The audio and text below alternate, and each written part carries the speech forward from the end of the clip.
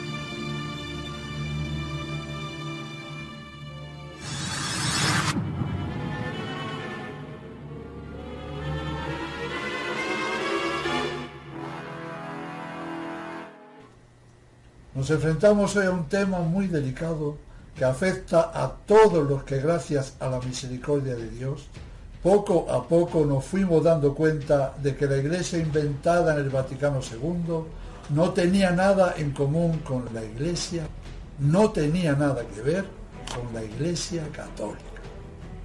Llegados a esta certeza, comienzan una serie de preguntas y problemas que resolver. Y uno de estos problemas, por lo demás bastante serio, es el referente a los sacramentos recibidos en la Iglesia modernista. ¿Han servido para algo? ¿Son válidos? ¿He asistido alguna vez a una misa válida?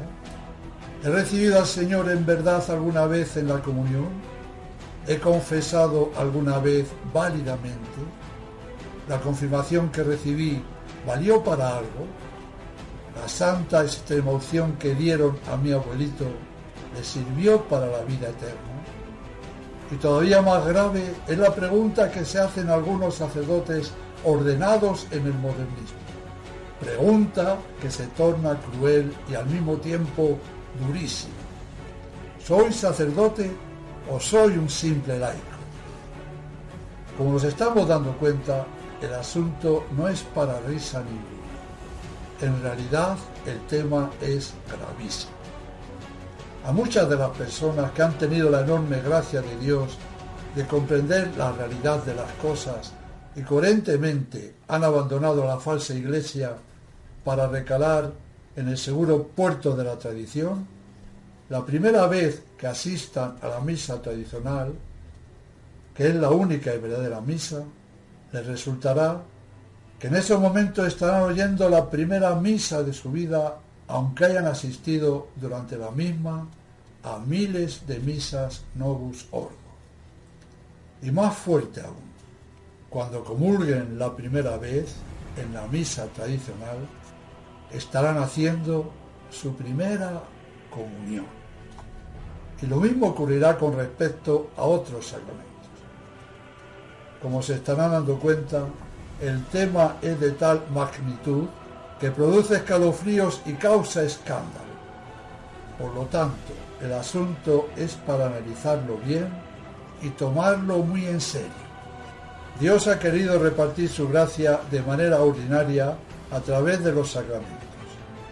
El sacramento es un grandioso misterio y necesita una serie de factores para que pueda llegar a conferir la gracia a quien lo recibe. Se requiere, por tanto, para que un sacramento sea válido, y sirva para transmitir la gracia específica que cada sacramento lleva consigo lo siguiente: ministro, materia, forma, intención y sujeto receptor del sacramento. En cuanto al ministro, solamente el obispo puede administrar el sacramento del orden y ordinariamente la confirmación. Y en cuanto a los sacramentos de la Eucaristía, de la penitencia y de la extremaunción, el obispo comparte ese poder con el sacerdote.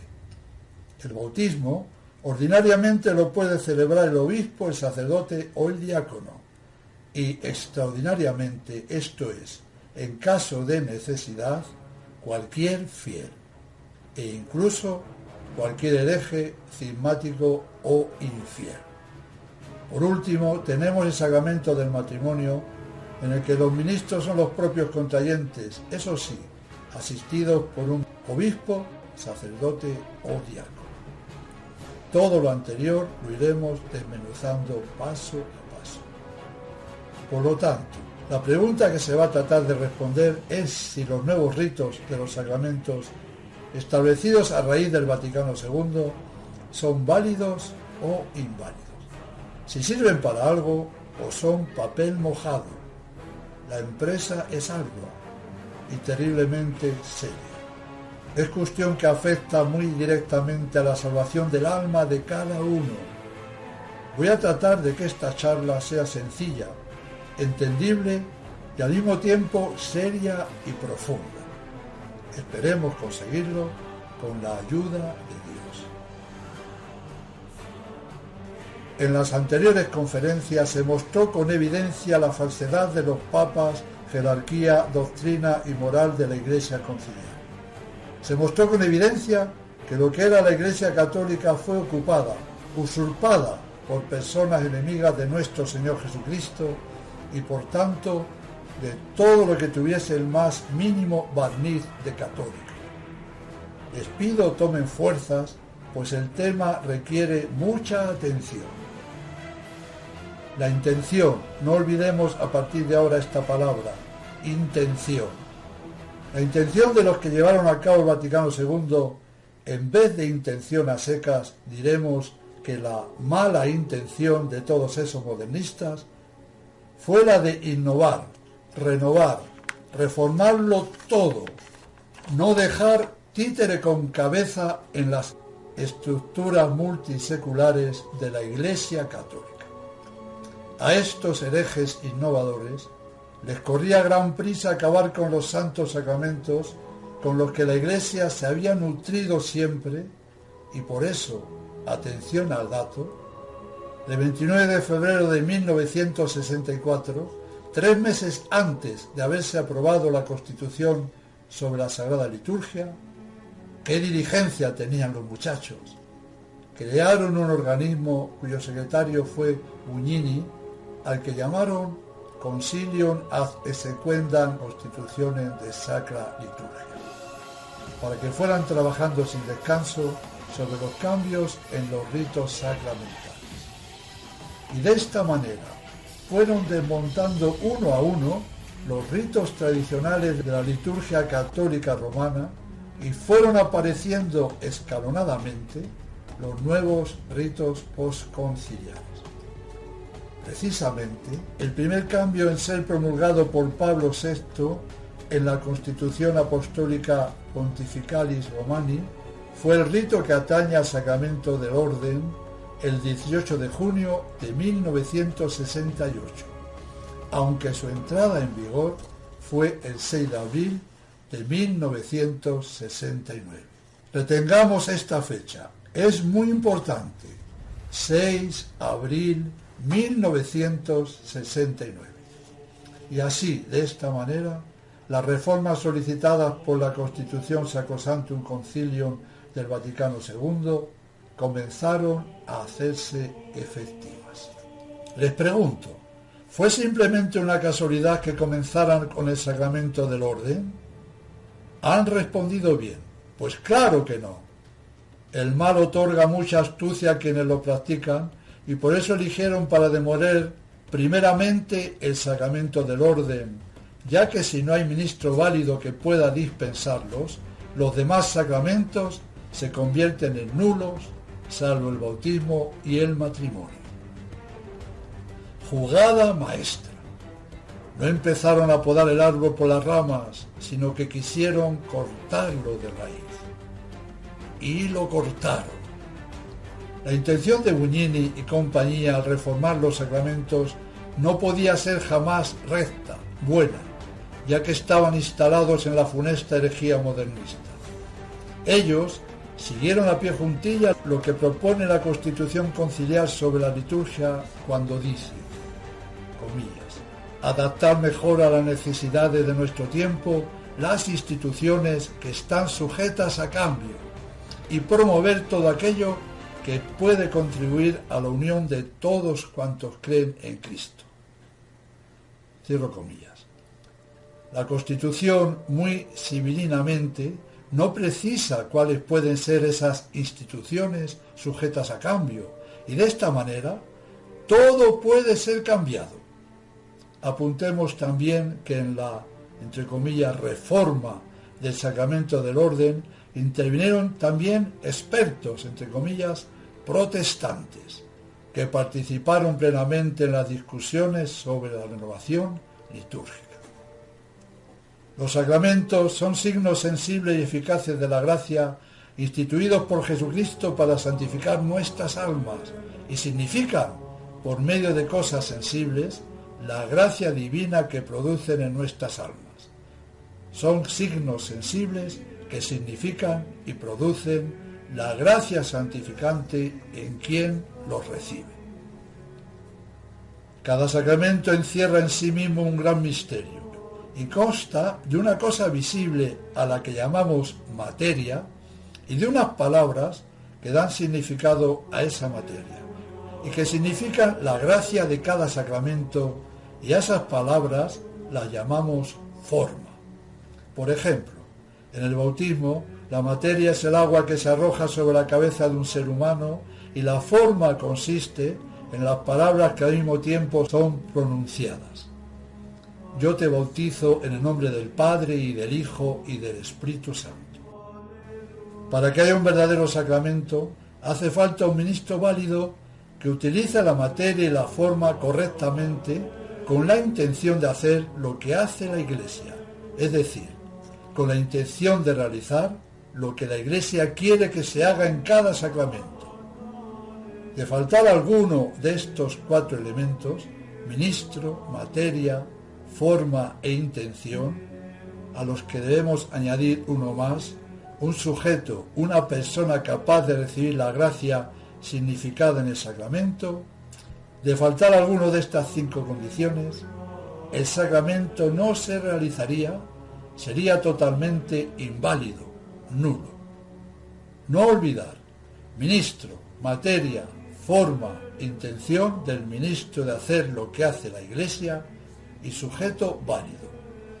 A partir de ahora, iremos aplicando todo lo anterior a cada uno de los 7 sacramentos y en esta charla comenzaremos por el sacramento del orden. Bien, en cada sacramento es la forma la que determina y especifica la materia. Por ejemplo, el arrojar un poco de agua sobre la cabeza de un niño en principio no especifica nada.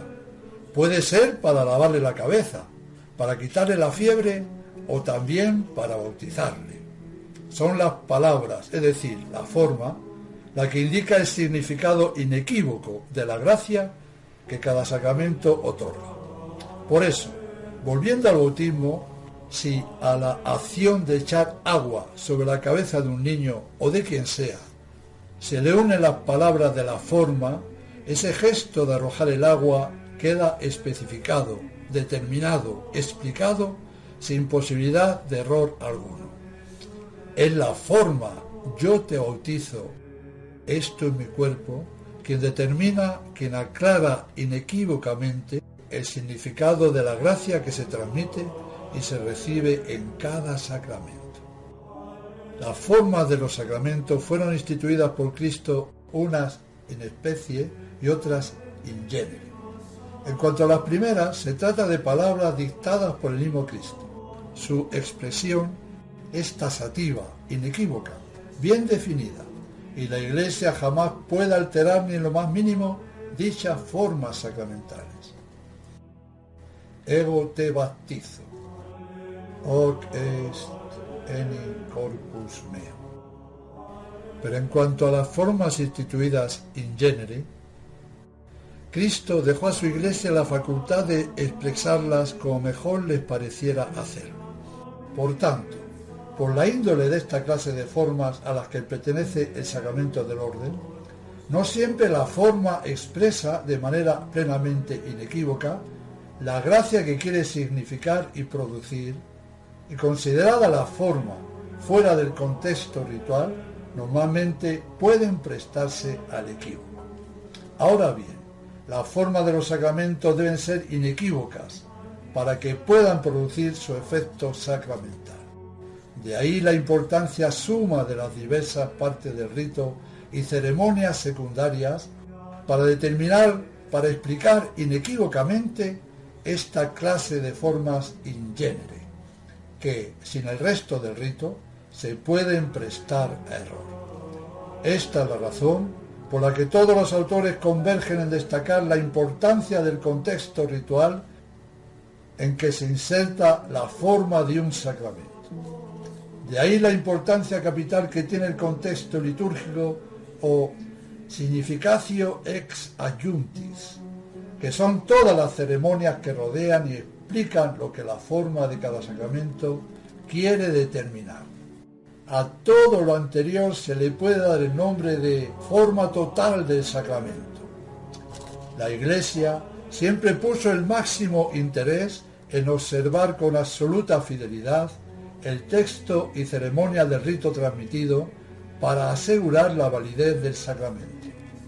Los obispos católicos ingleses de la provincia eclesiástica de Westminster, que redactaron la defensa de la bula Apostolicae Curae, dijeron al respecto, comillas, la Iglesia ha conservado las preces y ceremonias que le fueron transmitidas, esmerándose en no omitir nada, pues, adhiriéndose con exactitud al rito transmitido, podemos estar seguros siempre, en tanto que si omitimos o cambiamos algo, pudiéramos, tal vez, estar abandonando algo que es esencial. Cierro comillas. Y el sacramento se invalidaría.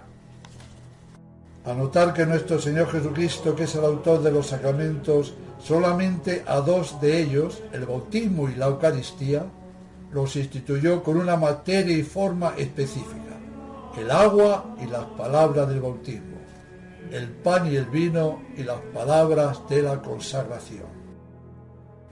De ahí la importancia del rito que rodea a la ordenación, pues esas acciones y esas palabras que rodean a la materia y la forma de cada sacramento son las que darán el significado preciso a la forma sacramental. Comenzamos con el sacramento del orden, ya que sin obispos y sacerdotes, los sacramentos de la Eucaristía, penitencia o confesión, confirmación y extrema unción, no se podrían llevar a cabo por falta de ministro válido para dispensarlos. Vamos a dilucidar si el sacramento del orden inventado por la falsa Iglesia confiere la gracia o es totalmente nulo. La Iglesia, desde su fundación, ha conservado escrupulosamente la materia y forma de cada sacramento. El 30 de noviembre de 1947, Pío XII publicó la Constitución Apostólica Sacramentum Ordinis, en la que declara, por virtud de su suprema autoridad, las palabras que son necesarias para que sea válida una ordenación sacerdotal.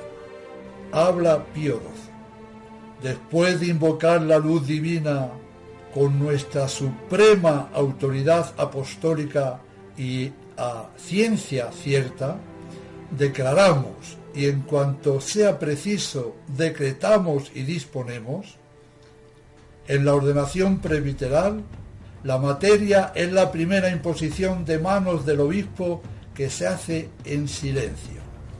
La forma de la ordenación consta de las palabras del prefacio, de las que son esenciales y por tanto requeridas para la validez, las siguientes.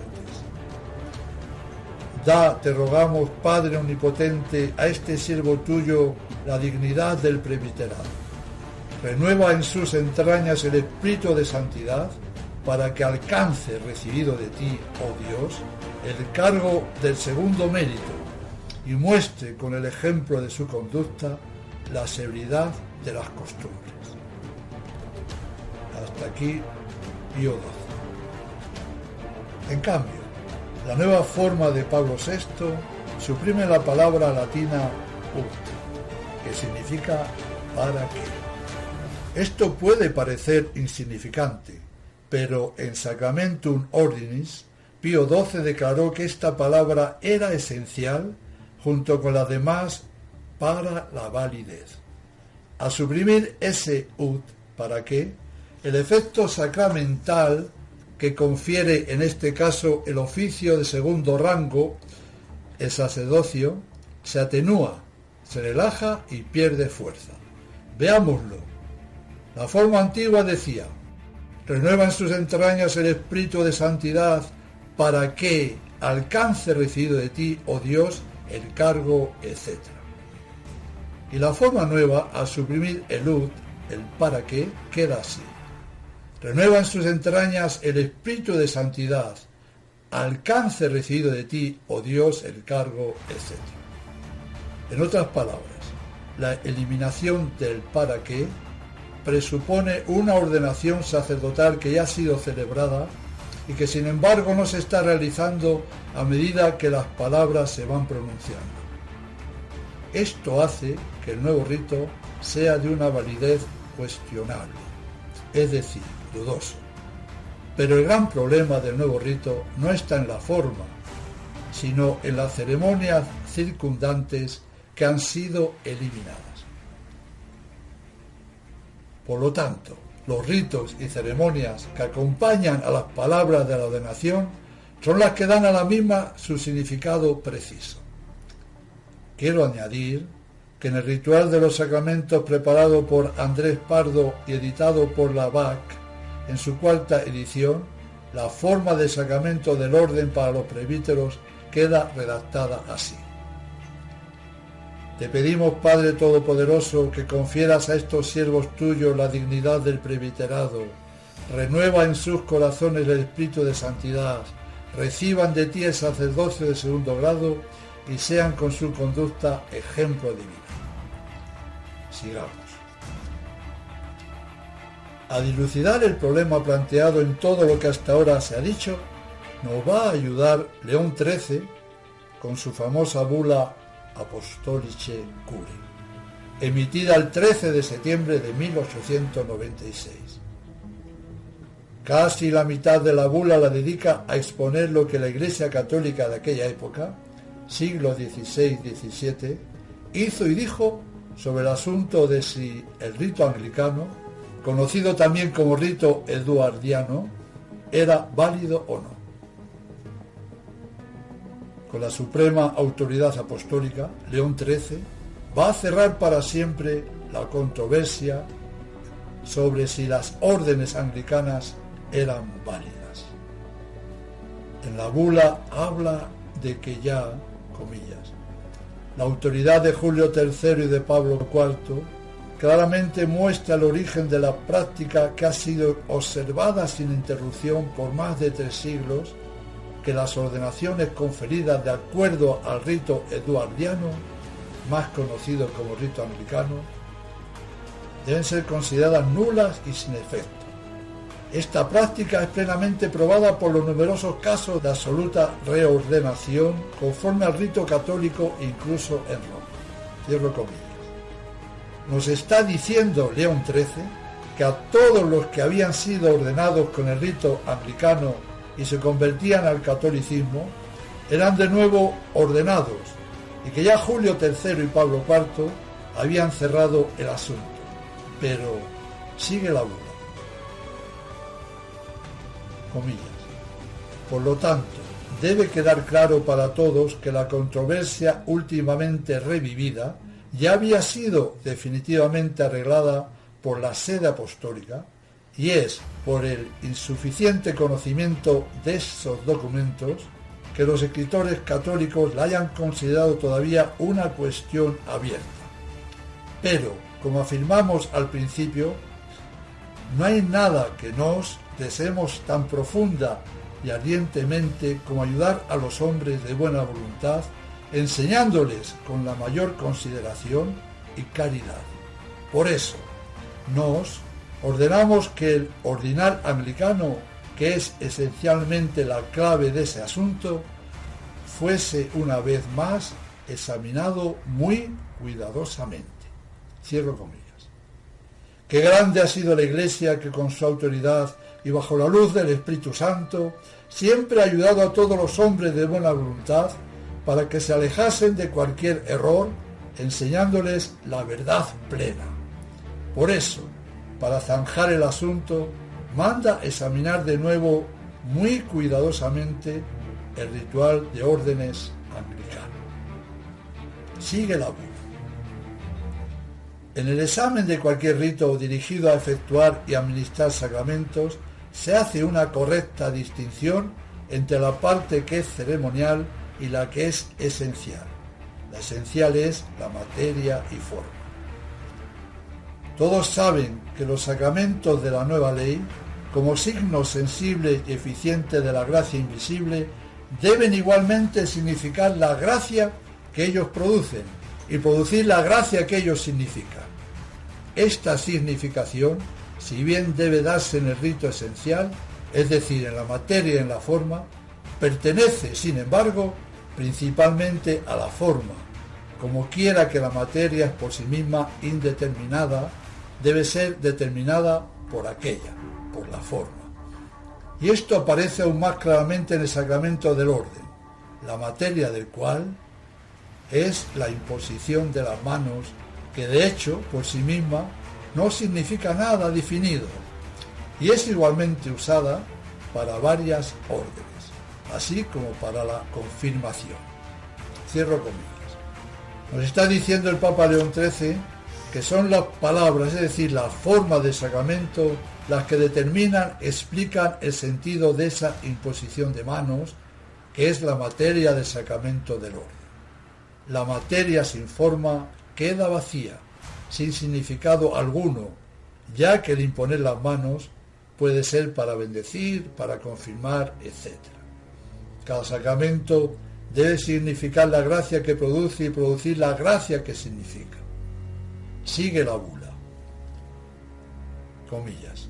Ahora bien, las palabras que hasta época reciente eran comúnmente tenidas por los anglicanos como la forma apropiada para constituir la ordenación sacerdotal, a saber, recibe el Espíritu Santo, ciertamente no expresan en lo más mínimo la sagrada orden del sacerdocio ni su gracia y poder, que es principalmente el poder de consagrar y de ofrecer el verdadero cuerpo y sangre de Cristo. En ese sacrificio que no es mera conmemoración del sacrificio ofrecido en la cruz. Esta forma había sido de hecho aumentada con las palabras para el oficio y trabajo de sacerdote, etc. Pero esto más bien muestra que los anglicanos mismos percibían que la primera forma era defectuosa e inadecuada. Mas esta añadidura, si acaso hubiera podido dar a la forma su debida significación, fue introducida demasiado tarde, pasado ya un siglo desde la adopción del ordinal eduardiano, cuando, consiguientemente, extinguida la jerarquía, no había potestad alguna para ordenar. Cierro comillas. Los anglicanos se habían dado cuenta de que la forma que habían puesto en su ritual era defectuosa y añadieron algo que los subsanaba. Pero cuando hicieron esto ya habían pasado 100 años y por tanto habían perdido la sucesión apostólica y ya no podía servir para nada esa añadidura. Sigue León XIII, comillas. En vano ha habido esfuerzos para buscar la validez de las órdenes anglicanas en las otras oraciones del mismo ordinal. Que sirva a todas este argumento. De ellas, de las oraciones, ha sido deliberadamente eliminado todo lo que expresa la dignidad y el oficio de sacerdocio en el rito católico. Esa forma, consecuentemente, no puede ser considerada apta o suficiente para el sacramento, ya que omite lo que debería esencialmente significar. Lo mismo se aplica correctamente a las consagraciones episcopales. Para la fórmula recibe el Espíritu Santo, no solo fueron las palabras para el oficio y trabajo de un obispo, etc., añadidas en un periodo posterior, pero incluso esto, como ahora expondremos, debe ser entendido en un sentido diferente que el que tiene en el rito católico. Ni vale para nada citar la oración del prefacio Omnipotens Deus, dado que de la misma manera ella ha sido despojada de las palabras que denotan el summum sacerdocium, es decir, la plenitud del sacerdocio, que es lo que ostenta el obispo. De ahí resulta que, al ser totalmente arrojado del rito anglicano el sacramento del orden y el verdadero sacerdocio de Cristo, sacerdote sacrificador, y dado que el sacerdocio de ninguna manera es conferido verdadera y válidamente, por la misma razón, el episcopado de ninguna manera se puede conferir válidamente, tanto más que entre los primeros oficios del episcopado está el de ordenar ministros para la Santa Eucaristía y el sacrificio. Para el completo y preciso entendimiento del ordinal anglicano, aparte de lo que hemos señalado de algunas de sus partes, no hay nada más pertinente que considerar cuidadosamente las circunstancias bajo la cual fue compuesto y públicamente autorizado. Sería tedioso entrar en detalles y no es necesario hacerlo, ya que la historia de los tiempos muestra claramente el ánimo de los autores del ordinal contra la Iglesia católica. También nos muestra cómo se asociaron con los instigadores de las sectas heterodoxas, así como del fin que ellos tenían en mente. Siendo plenamente consciente de la necesaria conexión entre fe y culto, entre la ley de creer y la ley de orar, bajo pretexto de retornar a una forma más primitiva, ellos corrompieron el orden litúrgico en muchas maneras para adaptarse a los errores de los reformadores. Por esta razón, en el ordinal entero no solo no hay una clara mención al sacrificio, a la consagración, al sacerdocio y al poder de consagrar y ofrecer el sacrificio, sino que, como hemos expresado, toda traza de estas cosas que había en las oraciones del rito católico fueron eliminadas y tachadas. Con este defecto inherente en la forma se junta el defecto de intención, que es igualmente esencial al sacramento. La Iglesia no juzga acerca de la mente y la intención en cuanto es algo interno por naturaleza, pero en tanto que es manifestado externamente, ella está obligada a juzgar. Una persona que ha usado correctamente y seriamente la requerida materia y forma para producir y conferir el sacramento, se presume por esa misma razón haber intentado hacer lo que la Iglesia hace. En este principio descansa la doctrina de que un sacramento verdaderamente conferido por un ministro, aunque éste sea hereje o no bautizado, siempre que el rito católico sea empleado.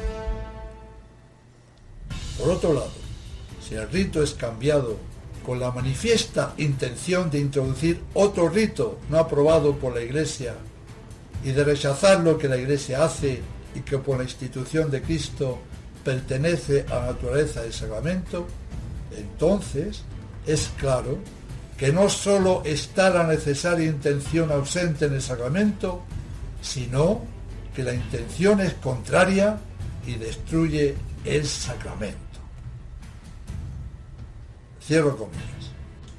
Hasta aquí León XIII. Quiero aclarar que una persona no bautizada solo podrá conferir el sacramento del bautismo, pero no los demás sacramentos.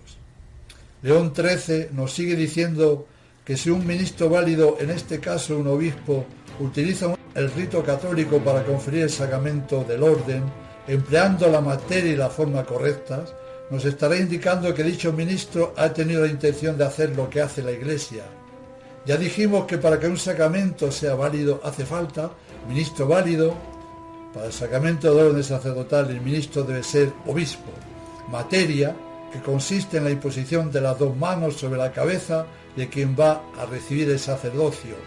Forma, que consiste en pronunciar las palabras que informan la materia, que explican el porqué de la imposición de manos. Intención, de hacer lo que la Iglesia hace, es decir, lo que la Iglesia hace y quiere que se haga. Y esta intención, que es subjetiva, pues no podemos saber lo que el ministro piensa, se demostrará si el citado ministro pone en ejecución con seriedad todo el rito católico, utilizando perfectamente la materia y la forma del sacramento. Lo anterior nos estará dando la prueba de que la intención del ministro es correcta.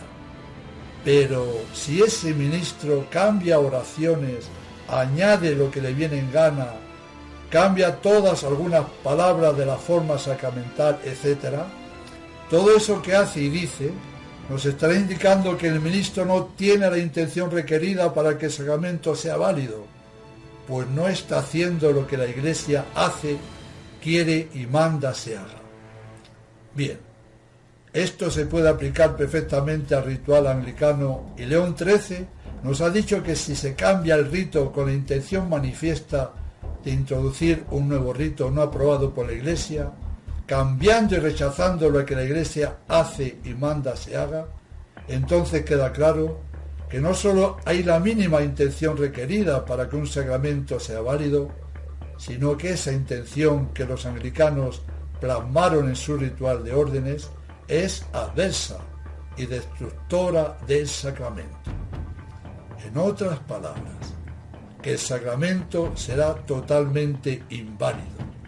Y por último, para que un sacramento surta efecto, hace falta un sujeto válido. En este caso, para poder recibir el orden sacerdotal, el sujeto tiene que ser un varón. Bien, León XIII nos ha enseñado en la bula que estamos tratando que los anglicanos en su ritual han rechazado todo lo que la Iglesia Católica hacía, mandaba y quería se hiciese.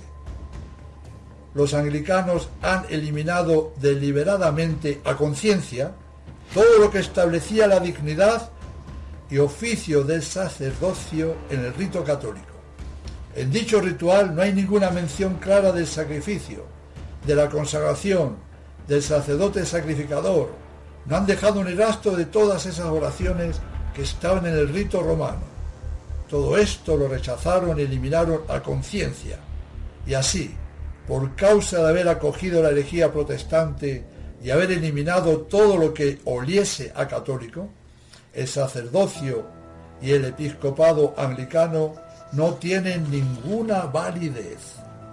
Y esto lo va a confirmar León XIII, acabando la bula Apostolicae Curae de la siguiente manera, comillas: entonces, considerando que este tema, aunque ya decidido por los anteriores papas, había sido puesto de nueva discusión por ciertas personas y que a partir de ahí podría haberse fomentado un pernicioso error en la mente de aquellos que podrían suponerse a sí mismos poseedores del sacramento y los efectos de las órdenes, que de ninguna manera podrían poseerlos, nos pareció bueno pronunciar en el nombre del Señor nuestro juicio.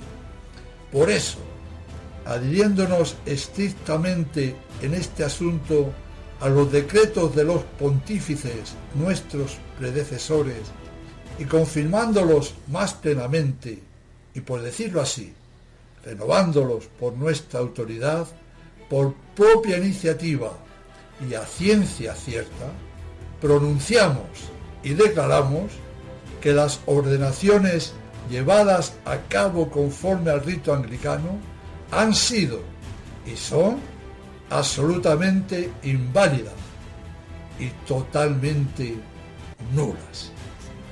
Declaramos que estas letras y todas las cosas contenidas en ellas no deberán ser en ningún momento impugnadas u objetadas, y que son y serán siempre válidas y en vigor, y serán inviolablemente observadas tanto jurídicamente como de otras maneras por todos aquellos de cualquier rango y preeminencia, declarando nulo y sin efecto cualquier cosa que en estas materias puedan intentar decir lo contrario, ya sea voluntaria o involuntariamente, por persona cualesquiera, autoridad o pretexto el que sea. Dado en Roma, en la Basílica de San Pedro, en el año de la encarnación de nuestro Señor, 1896, en los idus de septiembre, en el 19 año de nuestro pontificado. Leo Papa XIII. Por si a alguien le pasa desapercibido, para que un papa hable ex cátedra, no hace falta que declare un dogma, como por ejemplo el de la Inmaculada o la Asunción.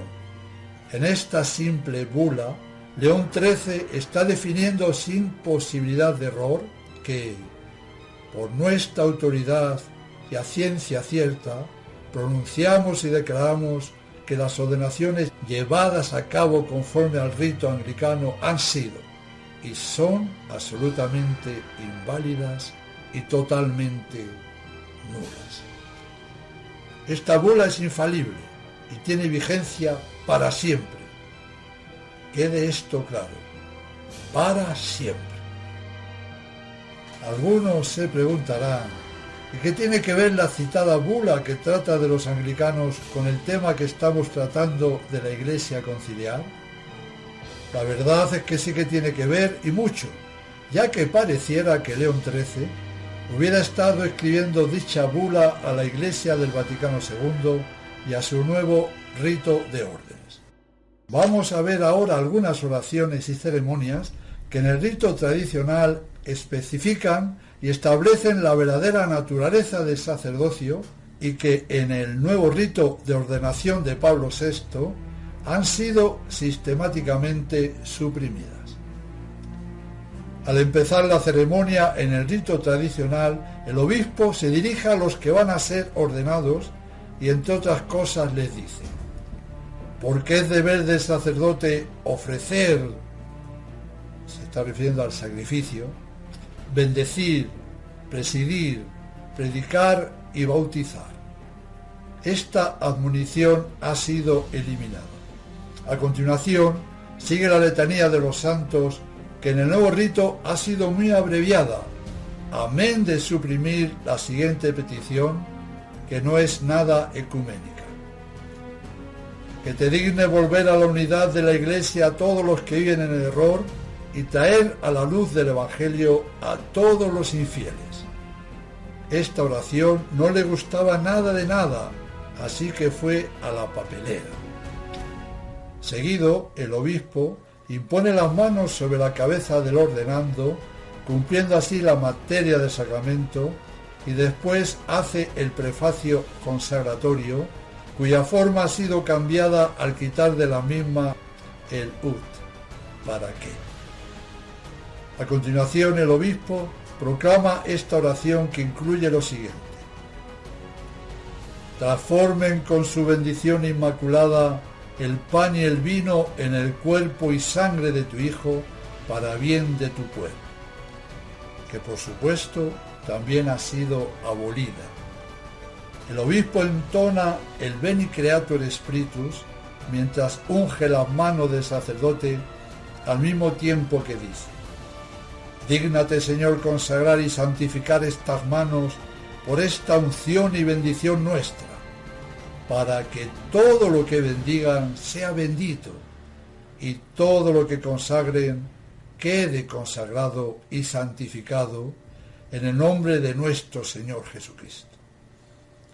No hay que decir que el nuevo rito suprimió también esta importante oración mencionada por Pío XII en Mediator Dei, diciendo que sólo los sacerdotes están investidos del carácter indeleble que los configura al sacerdocio de Cristo, y sólo sus manos son consagradas para que sea bendito todo lo que bendigan y todo lo que consagren sea consagrado y santificado en el nombre de nuestro Señor Jesucristo. La ceremonia del rito tradicional sigue con lo que el obispo le dice al recién ordenado sacerdote: recibe la potestad de ofrecer sacrificios a Dios y de celebrar misas, tanto por los vivos como por los difuntos, en el nombre del Señor. Tan significativa y primordial oración, también el nuevo rito la arrojó al cesto de los papeles. Al final ya casi de la ceremonia, el nuevo sacerdote se arrodilla ante el obispo, que impone de nuevo sus manos sobre su cabeza al mismo tiempo que dice: recibe el Espíritu Santo. A aquellos a quienes perdones los pecados les serán perdonados, y a aquellos a quienes se los retengas les serán retenidos. Una ceremonia más y una oración más extirpada por Montini, que la sustituyó por lo siguiente: recibe la ofrenda del pueblo santo para presentarla a Dios. ¡Qué diferencia! Asimismo, fue anulada la munición final que dice: debido a que el cargo que habéis de administrar es muy delicado, os amonesto que antes de que os acerquéis al altar a celebrar la misa, aprendáis con suma diligencia de otros sacerdotes doctos y experimentados el orden de todo ello y la consagración, fracción y comunión de la víctima. Fueron suprimiendo y suprimiendo hasta llegar a suprimir también la bendición final, que decía así: la bendición de Dios Todopoderoso descienda sobre vosotros, para que seáis colmados de bendiciones en el orden sacerdotal y ofrezcáis sacrificios propiciatorios por los pecados y las ofensas del pueblo a Dios omnipotente, quien sea el honor y la gloria por todos los siglos de los siglos. Después de la bendición, el obispo les dice a los nuevos sacerdotes que digan 3 misas: una del Espíritu Santo, otra de la bienaventurada siempre Virgen María y la tercera por las almas de los fieles difuntos. De esto, por supuesto, no dejaron nada de nada. Hemos comprobado que en el nuevo rito de Montini se han eliminado todas las oraciones que declaraban que la misión esencial del sacerdote es ofrecer el sacrificio propiciatorio por los vivos y por los difuntos. Esto es lo que prácticamente hicieron los anglicanos al componer su nuevo ritual de órdenes. Ellos quisieron exterminar en su nuevo rito todo aquello que pudiera indicar algo sobre el sacrificio, sobre el sacerdote sacrificador. Por lo tanto, podemos afirmar que el rito anglicano y el rito montiniano son, pero que muy similares. Parecería que los dos ritos los ha redactado el mismo personaje. Y en realidad es así. Pues ese mismo personaje que estaba detrás de los dos ordos es el astuto y malévolo diablo.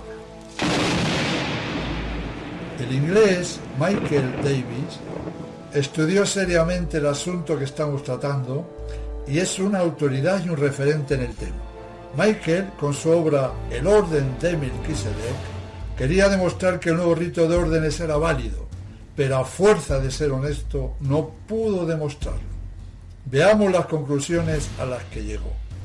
Dice Michael Davis, comillas: en el nuevo rito de ordenación no hay ninguna oración que deje claro que la esencia del sacerdocio católico es la investidura de poderes para ofrecer el sacrificio de la misa y de absolver los pecados, y que el sacramento imprime un carácter que diferencia a un sacerdote de un lego, no solo en grado, sino en esencia. No hay en todo el ritual de Pablo VI ni una palabra que sea incompatible con la creencia protestante. Cierro comillas. Lógico, pues Montini era mucho más protestante que los mismos protestantes. Sigue diciendo Michael que si, comillas, el rito nuevo se llegase a declarar válido, se estaría de este modo negando lo que la Bula Apostolicae Curae afirma, que si el nuevo rito despojado de toda oración preceptiva, que significa el poder esencial del sacerdote, fuera válido, no habría ninguna razón para negar que también el rito anglicano fuera asimismo válido. Cierro comillas.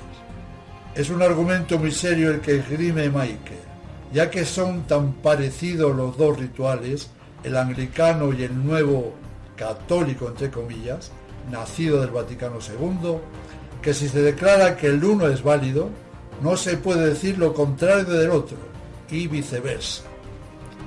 Sería una gran incoherencia decir que el anglicano es inválido y el montiniano es válido. Y en este caso tenemos que recurrir a argumentos de autoridad para dilucidar la controversia. Y este argumento de autoridad lo tenemos en la bula de León XIII, por la que infaliblemente sabemos que el ritual anglicano es totalmente inválido, totalmente nulo, y por lo mismo su hermano, digamos gemelo, el ritual de órdenes de Pablo VI, también lo es. Es clarísima la respuesta y no admite objeción alguna. Dejemos ahora a Michael Davis despejar aún más el asunto. Comillas. Sobre el nuevo ritual católico, me gustaría citar un pasaje de Apostolicae Curae y preguntar a cualquier lector que me demuestre cómo las palabras que el Papa León XIII escribió sobre el rito de Cranmer, el rito anglicano, no puedan ser aplicables al nuevo rito de órdenes católicos. Las diferencias entre el rito católico de 1968 y del nuevo ritual anglicano son tan mínimas que es difícil creer que no están dirigidas para el mismo propósito. Cuando los cambios se consideran en conjunto, parece imposible creer que cualquier católico íntegro pueda negar que no sea evidente y alarmante el paralelo con la reforma de Cranmer. Los protestantes del siglo XVI cambiaron el pontifical tradicional porque ellos rechazaban la doctrina católica del sacerdocio. El arzobispo Bugnini y su concilio cambió de tal manera el pontifical romano que hace que parezca que hay poca o ninguna diferencia entre católicos y protestantes. Cierro comillas. Hay que resaltar la honestidad de Michael Davis, pues a pesar de que su intención era demostrar que el rito nuevo era válido, ante la evidencia innegable, tuvo, como acabamos de ver, que afirmar lo contrario, aunque él lo intenta arreglar a la desesperada, diciendo que como Pablo VI es Papa, el Espíritu Santo no permitiría que la autoridad suprema promulgara un rito sacramental inválido. Aquí Michael cae en el gravísimo error de afirmar que es Papa y que al mismo tiempo pueda decir todo lo contrario de los demás papas, y en este caso de la bula dogmática de León XIII. ¿Es que el Espíritu Santo que según Michael dirigía a Montini para que no pudiera hacer un rito inválido, es el mismo Espíritu Santo que dirigía a León XIII para proclamar que ese rito es inválido? Pues claro que no. Dios Espíritu Santo no puede tener dos discursos.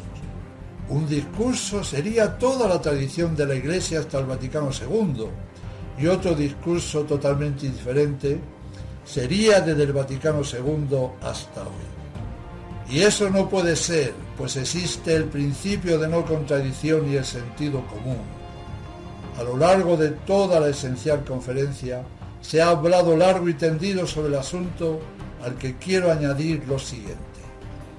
¿No suena a blasfemia decir que hoy el Espíritu Santo nos enseña una verdad infaliblemente revelada, que tiene valor eterno, y mañana ese mismo Espíritu Santo nos dice totalmente todo lo contrario sobre esa verdad? Esto no puede ser de recibo. Esto es terrible. Pero por desgracia hay muchos, incluso tradicionalistas, que piensan de esa manera. Pero sigamos. De todo lo que llevamos explicado hasta ahora, debemos concluir que es evidente que en el nuevo rito no hay intención alguna de querer ordenar sacerdotes para ofrecer el santo sacrificio a Dios, ya que todo lo que en el rito tradicional hablaba del sacerdote sacrificador, del sacrificio de la misa, del poder de perdonar los pecados, etc., fue sistemáticamente suprimido y aniquilado. Además, debemos recordar que de las formas de ordenación del sacerdote en el nuevo rito, suprimieron el ut, ¿para qué?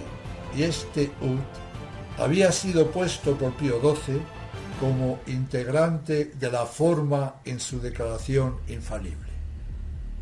Cambiar o suprimir cualquier palabra o cualquier punto o coma de una forma sacramental es cosa más que seria. Afecta a la sustancia de la significación la ausencia de la conjunción ut, a pesar de que se impone una cierta duda de si al suprimir el ut se invalida el rito. La cuestión más o menos queda abierta y depende mucho de la razón por la cual se suprimió el ut. He aquí el quid de la cuestión, que ha quedado visiblemente despejado a lo largo de la charla.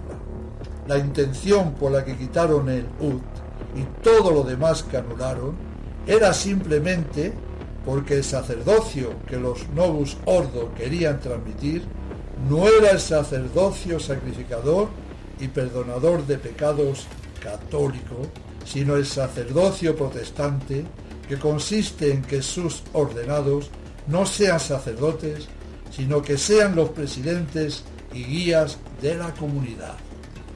Por todas las cosas descritas más arriba y que fueron suprimidas por los anglicanos y también por los católicos, entre comillas, montinianos, fue por lo que León XIII declaró inválido el ritual anglicano y por ende también el de Montini, pues ambos son prácticamente iguales.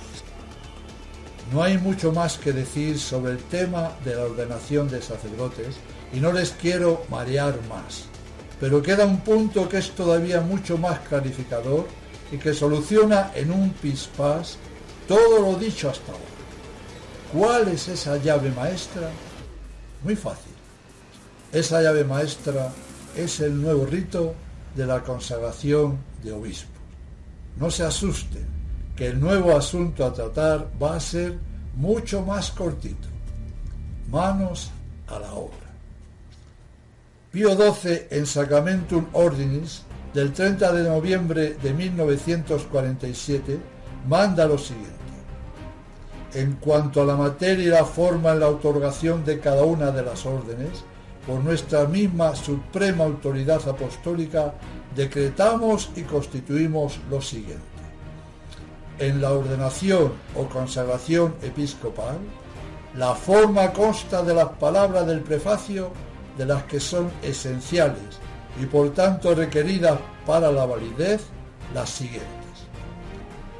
Completa en tu sacerdote la plenitud de tu ministerio y provisto de los ornamentos de toda glorificación, santifícalo con el rocío del ungüento celeste. Vemos que con la mención completa en tu sacerdote la plenitud de tu ministerio y provisto de los ornamentos de toda glorificación de la forma tradicional, está significando de manera inequívoca el poder del episcopado, que es la plenitud del sacerdocio. Pablo VI, en el nuevo rito que vertió en su Constitución Apostólica Pontificalis Romani, se inventa una forma totalmente distinta. Tal es así que de las palabras de la forma tradicional solo conserva la palabra et, que significa y. Es gracioso, lo cambió todo.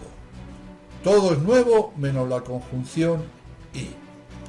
Veamos la nueva forma.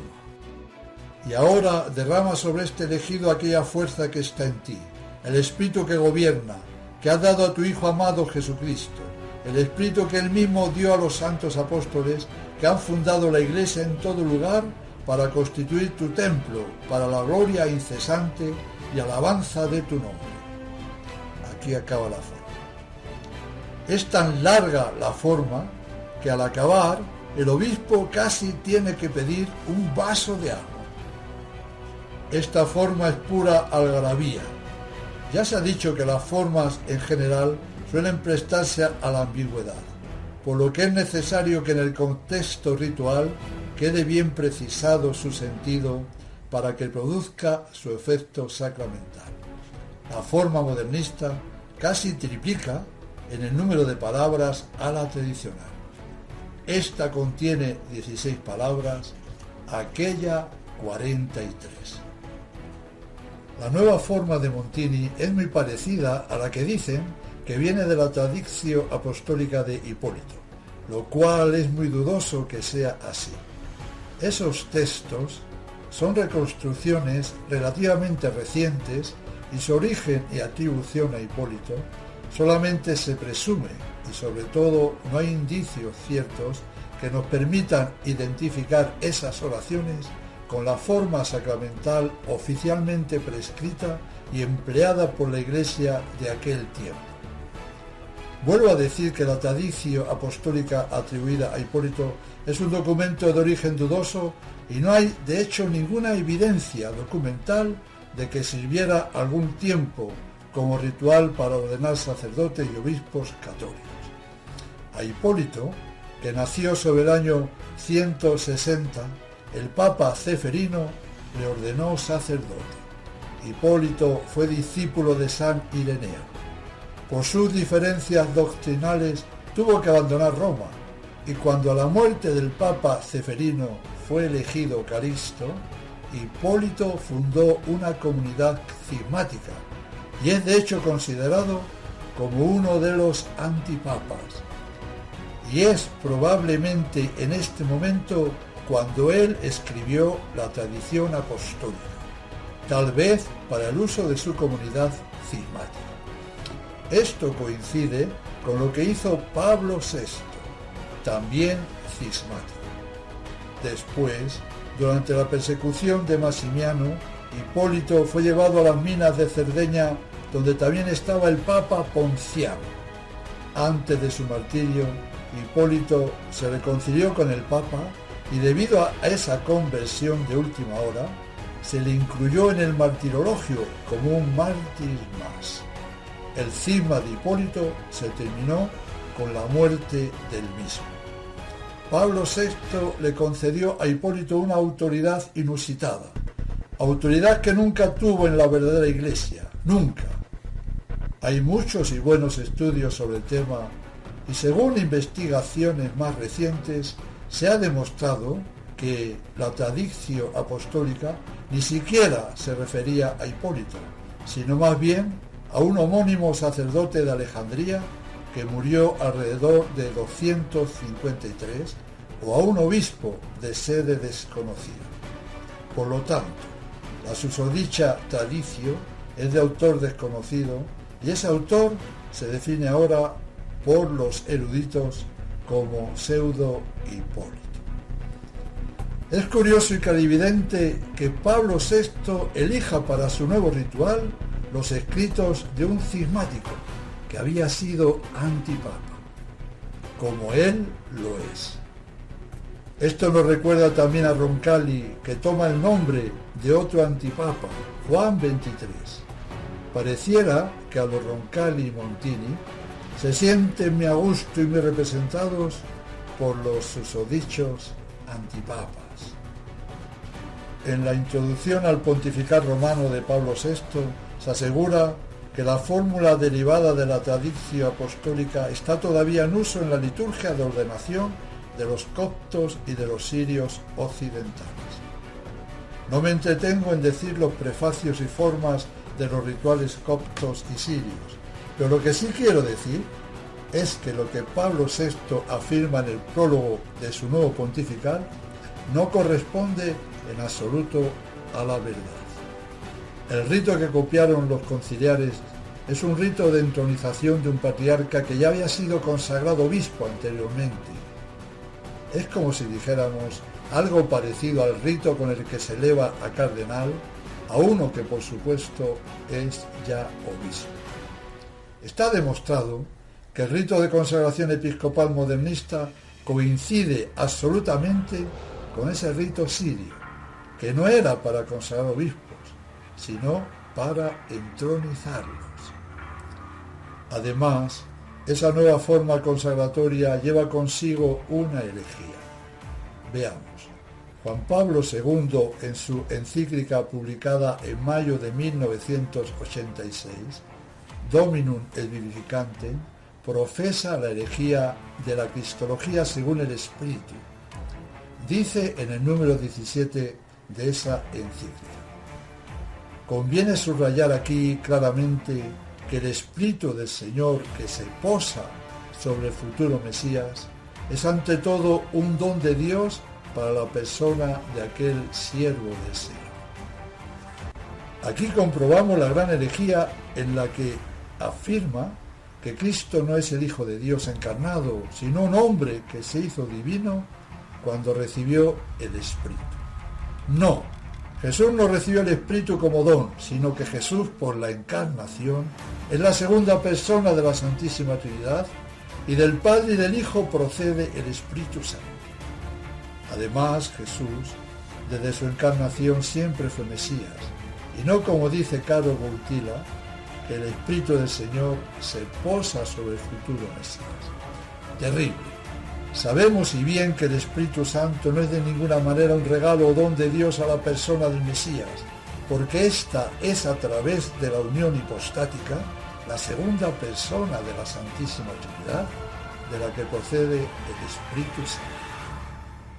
El Espíritu Santo procede del Padre y del Hijo por igual. De esta manera, la modernista forma de consagración episcopal cae en ese tremendo error al afirmar que el Espíritu Principalis que has dado a tu Hijo amado Jesucristo, el Espíritu que Él mismo dio a los santos apóstoles, etc. Aquí vemos que el Espíritu aparece como un don a Cristo, que no lo poseía antes. Como nos damos cuenta, el asunto es fuerte. Comprobamos que Montini lleva a cabo un cambio sustancial en la forma del orden episcopal que había sido prescrito por Pío XII, reemplazando todas las palabras que el Papa Pacelli había decretado como necesarias para la validez y que expresaban de manera inequívoca el efecto sacramental que quieren producir, esto es, el poder de la plenitud del sacerdocio. En el pontifical montiniano no hay nada que indique que la consagración episcopal confiere facultades específicas para el nuevo obispo, como son el poder de consagrar obispos y ordenar sacerdotes, y aunque Pablo VI insertó algunas oraciones pertenecientes a la liturgia copta y al asirio occidental, estas oraciones no tienen ningún carácter sacramental, las utilizaban para entronizar a los patriarcas. Un paso más, ánimo que va quedando menos. Analicemos ahora un poco el término Spiritum Principalem que aparece en la nueva forma de consagración de obispos. Este término no hace referencia expresa al Espíritu Santo. Significa espíritu gobernante, espíritu de los jefes. En la forma nueva se le pide a Dios Padre que derrame el Espíritu Santo o más bien el espíritu gobernante. Pero ¿para qué se pide ese espíritu? ¿Con qué finalidad? No nos lo dice. Además, el Espíritu Santo también se derrama en el bautismo, en la confirmación, en la ordenación de sacerdotes. Aquí ese término abstruso no está diciendo nada de nada ni aclarando nada. Viene a cuento ahora traer a colación lo que los obispos ingleses escribieron en defensa del Apostolice Curia. Dijeron estos obispos, comillas, el hecho de que los anglicanos hayan añadido la palabra obispo a su forma De ello no se sigue que la haga válida, ya que según su doctrina no consideran al obispo fuente del orden de un grado más alto que el de un sacerdote, ya que de hecho le consideran como un supervisor, en lugar de la persona que tiene la plenitud del sacerdocio.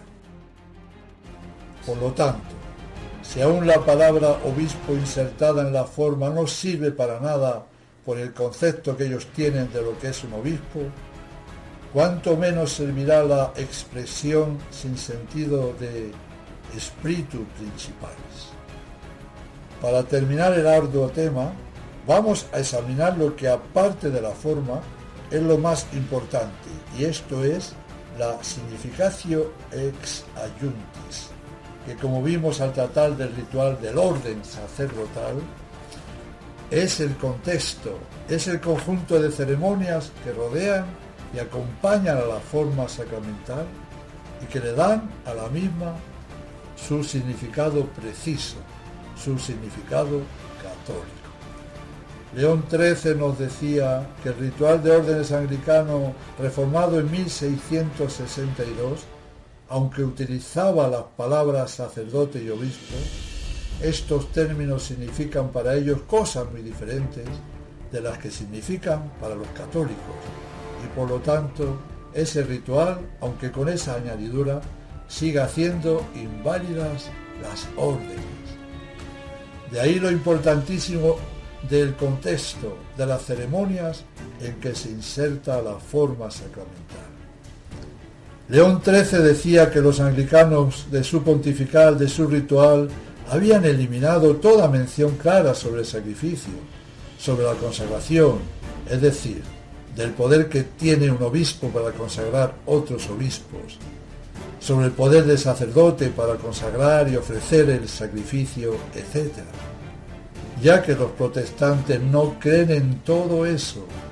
Y ahora vamos a ver cómo los montinianos han hecho lo mismo, pues ellos tampoco creen. Es más, una forma sacramental válida situada en un ritual no católico no hace válido el sacramento. Esto quiere decir que aunque la forma nueva fuera totalmente correcta, al estar insertada en un ritual no católico, como es el de Pablo VI, no sería válida. Vamos a ver un poco esto. Del nuevo ritual pontifical de obispos se suprimió. En la ceremonia tradicional, el elegido para obispo, de rodillas delante del consagrante principal, pronuncia con las manos colocadas sobre los evangelios una forma larga de juramento.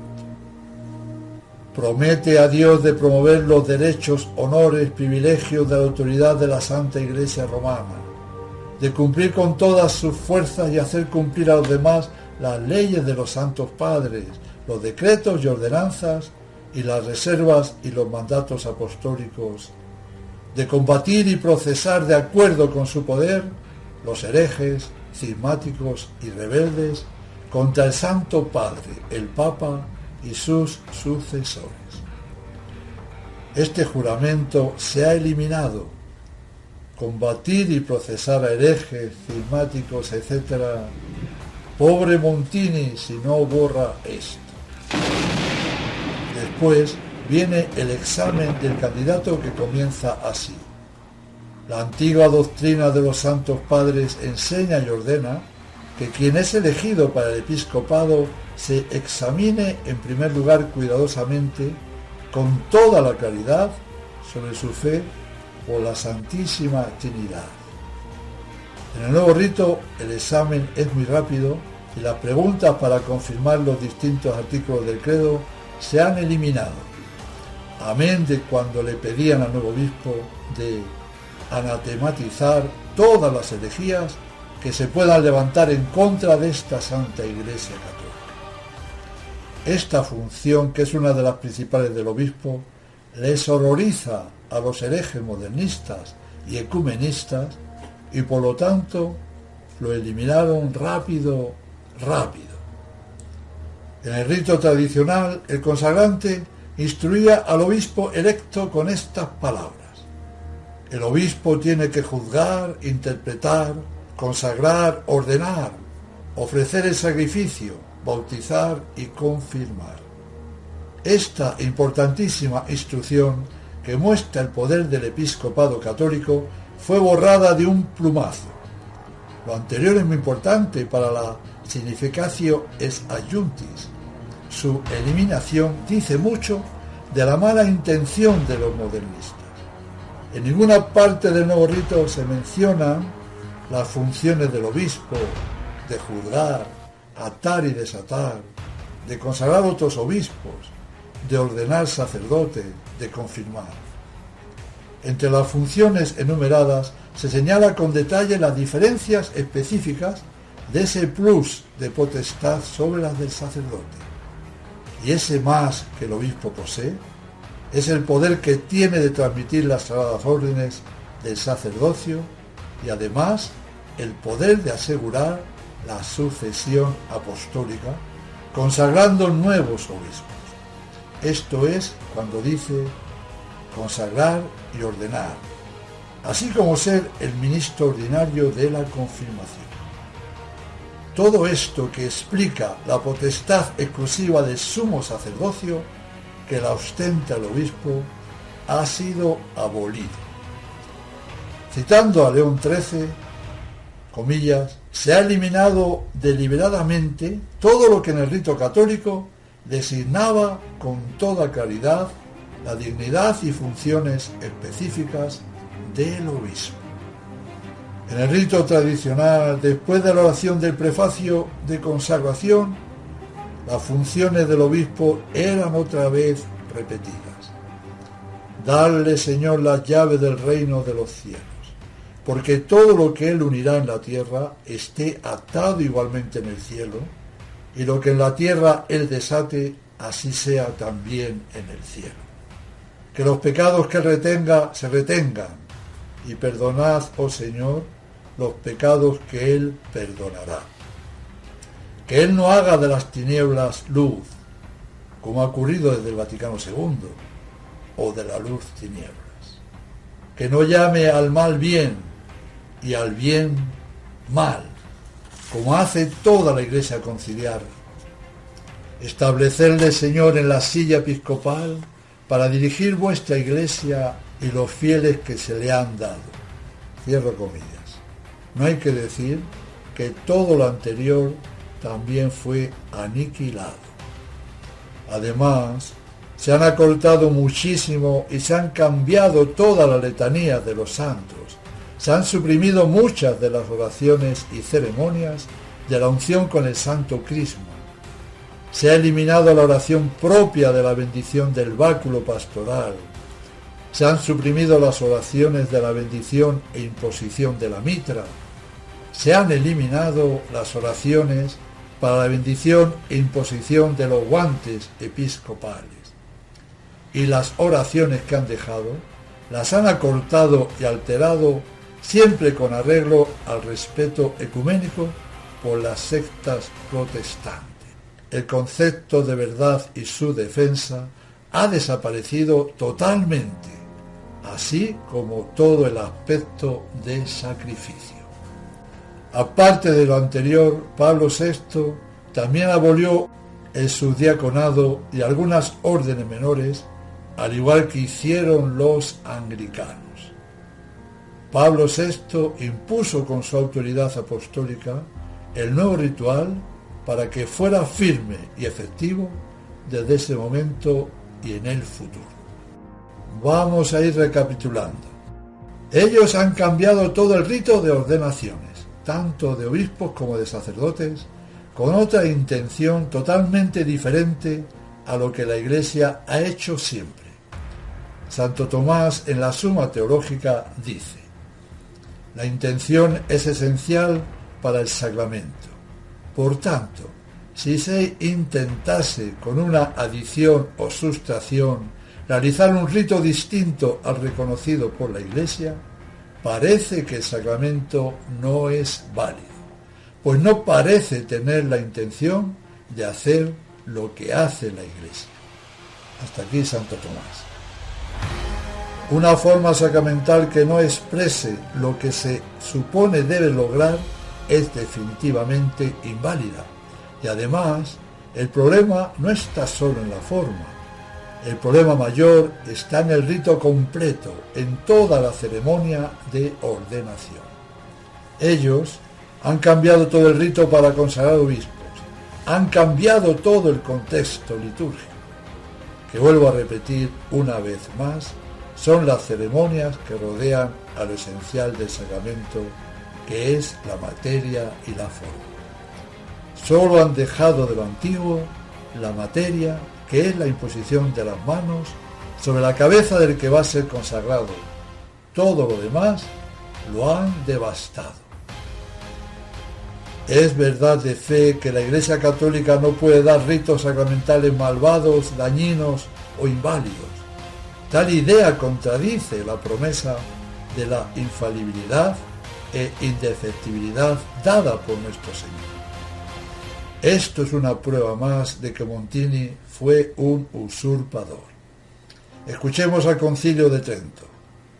Ciertamente la Madre amorosa, la Iglesia, es inmaculada en los sacramentos, por la cual da luz y alimenta a sus hijos, en la fe que siempre ha conservado inviolable, en sus sagradas leyes impuestas a todos, en los consejos evangélicos que ella recomienda, en esos dones celestiales y gracias extraordinarias mediante las cuales, con inagotable fecundidad, genera huestes de mártires, vírgenes y confesores.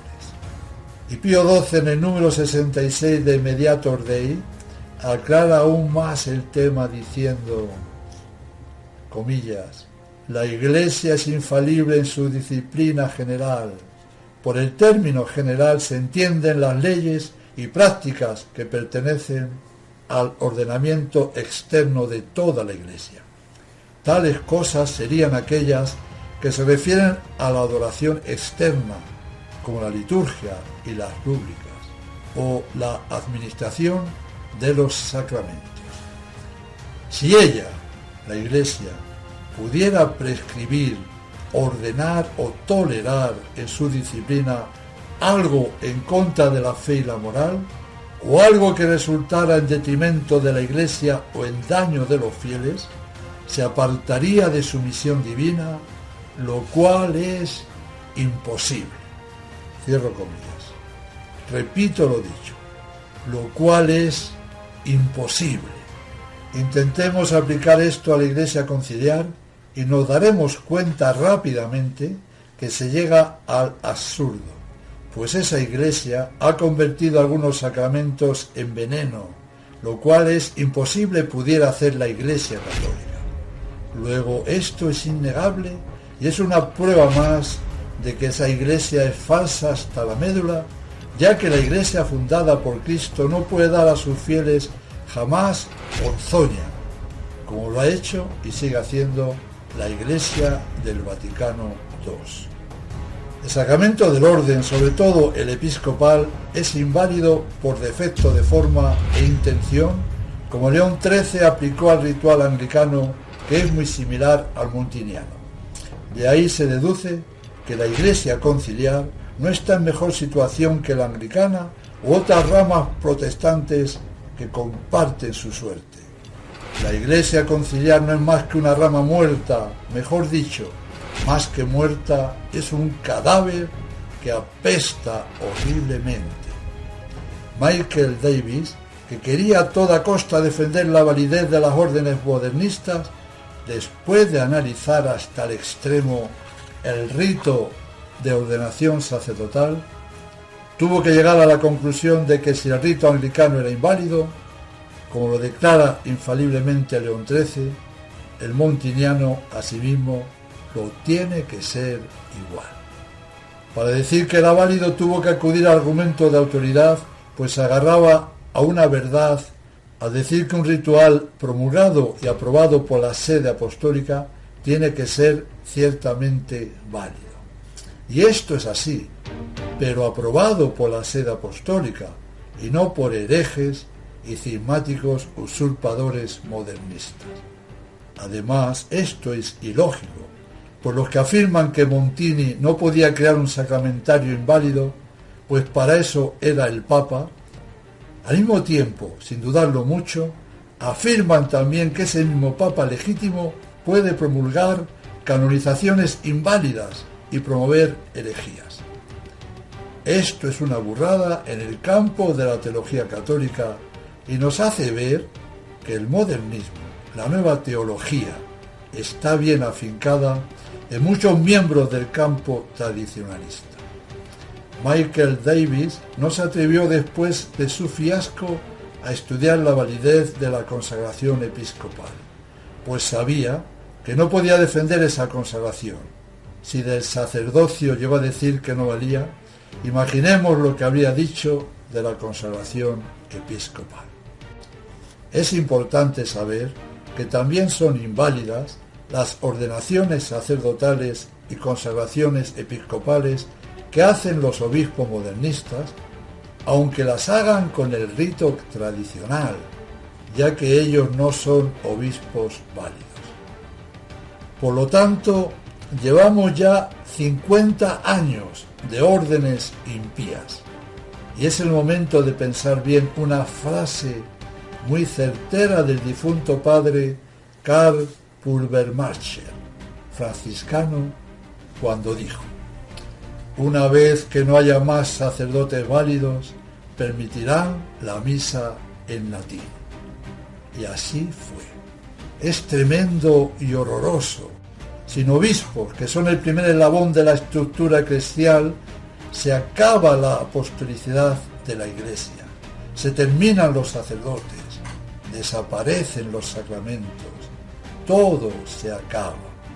La fuente de la sucesión apostólica en la Iglesia conciliar se ha secado totalmente.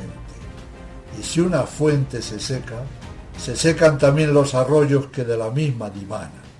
Y al final, todo se convierte en un inmenso erial. Hoy solo hace falta abrir los ojos y verlo.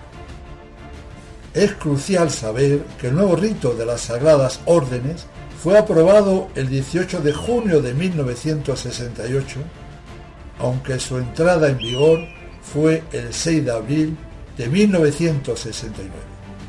Desde esa fecha, 6 de abril de 1969, se perdieron en la Iglesia conciliar las sagradas órdenes del sacerdocio y del episcopado. Es decir, se perdió la sucesión apostólica y el sacerdocio. Y así, Ratzinger fue ordenado sacerdote con el rito tradicional y consagrado obispo, entre comillas, con el nuevo rito el 28 de mayo de 1977.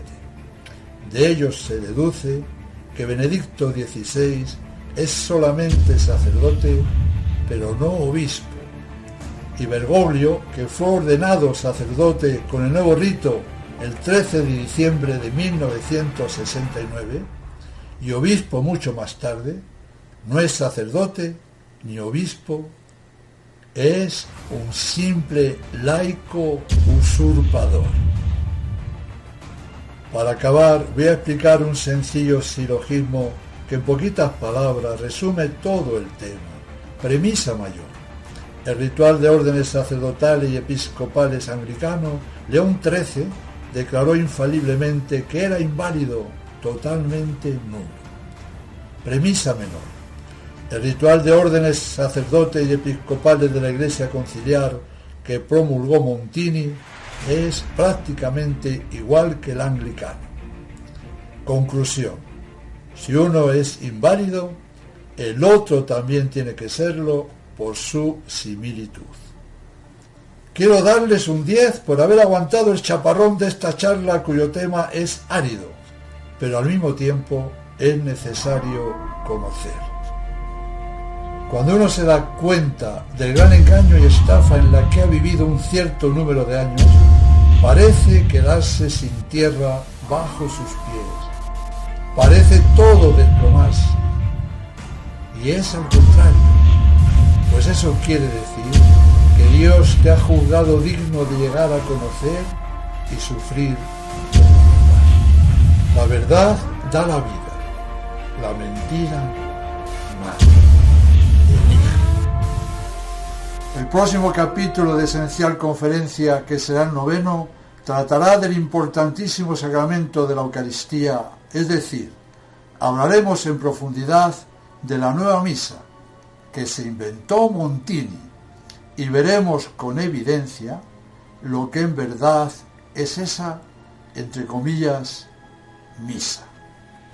Pido a la Santísima Virgen María nos conceda a todos la suficiente luz para comprender la realidad de las cosas que afectan a nuestra salvación y, una vez conocida la verdad, vivir de acuerdo a ella. Eso es lo que os deseo.